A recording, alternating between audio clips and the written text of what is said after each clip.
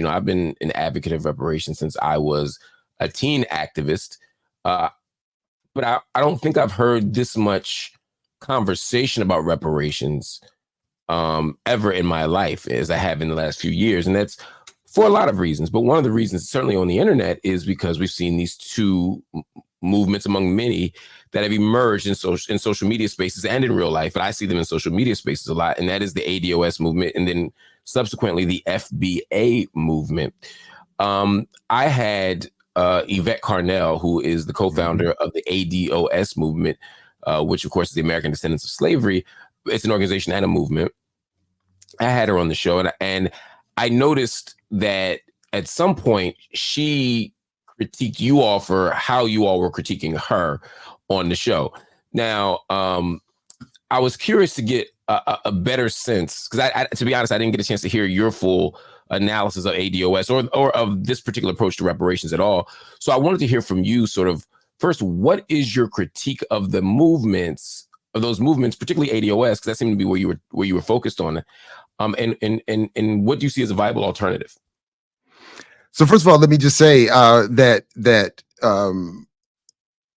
to be fair, I didn't see everything that was said about what we did, and I'm assuming she was talking about the show we do on Fridays, which is a collective of us, with Brother Diallo and Geechee on Earn Your Liberation. I think she was right about that.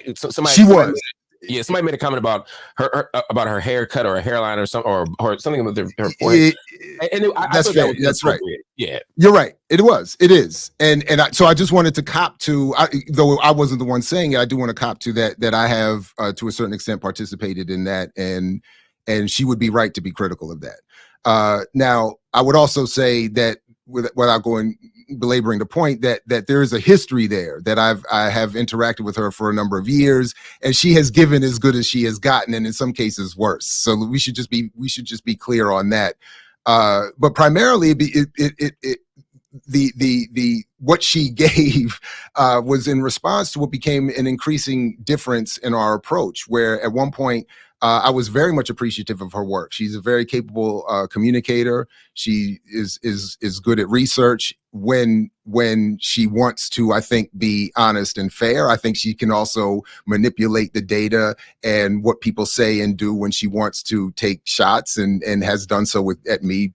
And to be fair, she tagged my university at one point in a clear attempt to get me maybe fired or something along those lines, which I think is truly out of line. But the issue was that though we at one point engaged in a very comradely way, and at one point I really appreciated even the critique she had of the Nation of Islam and the Million Man March.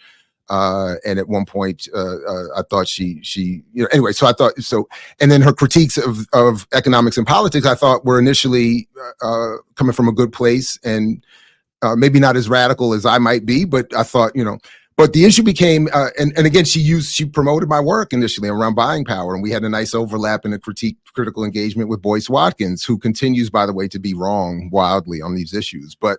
And to name check me sometimes foolishly too, without engaging the work, which is all I've ever asked.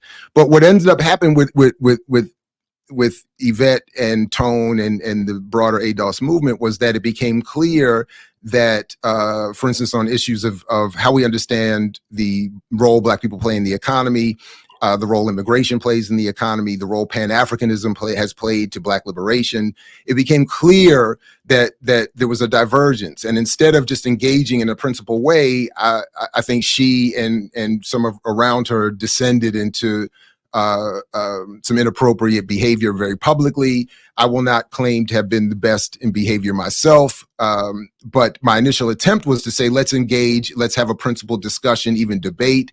And all that came back was a lot of either hostility or really, I thought, dangerous reframing and rebranding of these historical movements and what people's arguments have been. So longer story short, my ultimate problem with what ADOS and FBA do is that they isolate. I think they take a very ultimately white supremacist, conservative, capitalist approach to the very real problem that they do identify, that is targeting Black America. I do agree that Black America, and this is in fact the nature of my argument in this book, is that Black America does have a very particular history and relationship to this society and its economy that does need to be addressed and repaired. But the strategy to get there, I think, should involve the Black radical tradition. Yes, help me understand this with some analytical clarity, or specificity. What specifically are they arguing that you disagree with? If the fundamental argument is for them that there is a unique and specific justice claim that American descendants of slavery have by virtue of being descendants of an American slavery project that produced the American empire, that produced all this wealth, that produced and grew American capitalism on the backs of exploited enslaved Africans. If that's the argument, right? I don't think you disagree with that argument per se. I can't imagine you do. So, and I don't want to. That's why I don't want later on for there to be straw men. What is the actual intellectual disagreement or critique you have of them? Because I think I have a sense of their disagreement around Pan-Africanism, but I want to understand yours. So actually, this has been an issue that I and others have had with even some elements of the reparations movement before the rise of ADOS and FBA. Is that it is a narrowing and almost an isolationist effort within the United States to have the United States, as you put it, which, as you accurately put it, created all of these problems. It is said we will wed ourselves in isolation to that entity for redress, and it rejects, and sometimes with great levels of hostility, all the preceding efforts to internationalize the struggle, to bring impact from outside the United States onto the United States government, to strengthen the Black American political project and aspirations, and then to rebrand themselves as the logical extension and the improvement of those Black radical histories and traditions, without acknowledging why some of them have either been stalled or failed, which is because they were targeted by the state, the most powerful and suppressive entity known to human history.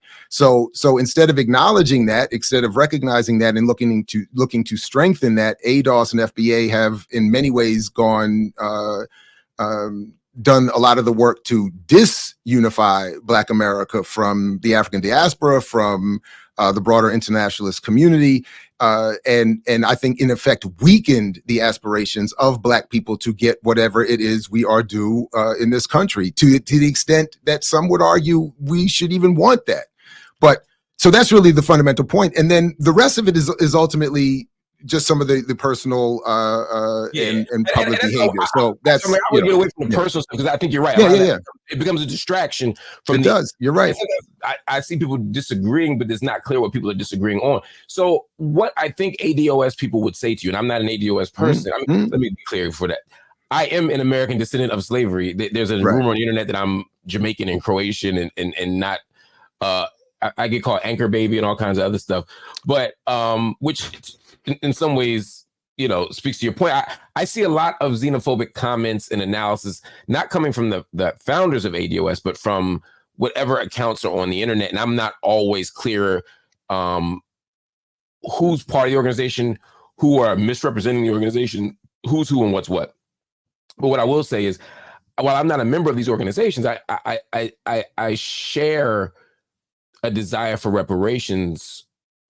And I do think that there is a unique justice claim to be made for the American descendants of slavery. Not to say that our Haitian brothers and sisters here, or people from who experience some form of injustice elsewhere, aren't due some form of reparation. The question is from whom? For example, does the Haitian brother or the Afro-Dominican brother, do they go to CARICOM, or do they come to the U.S. government? Right? I mean, that becomes the question. So why is it problematic to not say, hey, there are ways in which white supremacy is universal, it's global, it's international, etc., but that the specific redress for Black folk should be singular, given the historical singularity of the oppression? What do you say to that? I don't think there's anything wrong with that. It's the approach or the political argument. So, for instance, to your point about who should pay who, I think reparations advocates, ADOS included, should take that up with the international reparations struggle. Sir Hilary Beckles and others would probably have good answers for that. It may very well, and I don't have the data and the numbers in front of me, but I've seen it argued and heard it argued that it may very well be, if were we all linked up in some global reparative project, we all might get more. I don't know. Or it might lend, if there's outside political pressure put on the United States to repair the conditions of African descendants of slaves in this country, then it might very well be that we would get. And again, just since you offer your clarification, when I say we, I'm due for likely half the check anyway. All right, but absolutely, my Black father is descended is going all the way back to in this country. But my point is that but I think, again, tactically, so if for instance, and as it has been, when reparations is brought up as part of a broader Pan-African or internationalist struggle, it is wildly supported with the recognition that Black Americans deserve a specific repair from this particular country. But it could also be argued, and I think it has, that the United States has also done so much damage to other countries historically and through to today, and so many other communities, that going back to somewhat similar, tactically speaking, to my point around buying power, it makes more sense to me where the movement, instead of saying, you all don't get a check, you all can't be down, you all can't be down, and let's wrap ourselves in American flags and only address ourselves to the United States government and its ruling elite, it seems more tactically sound to me to make it part of a broader base, more militant struggle for actual power and a redistribution of the wealth that this society extracts from everyone, to get, again, even more, and to be more likely to have it occur. So tactically, I do have some questions as to how this would be, how it's expected that this would be carried out anyway, but I think that, to me, makes more political sense. It connects us back to the Black radical tradition, which has always said we need to look outside the United States and beyond the United States for our true liberatory efforts.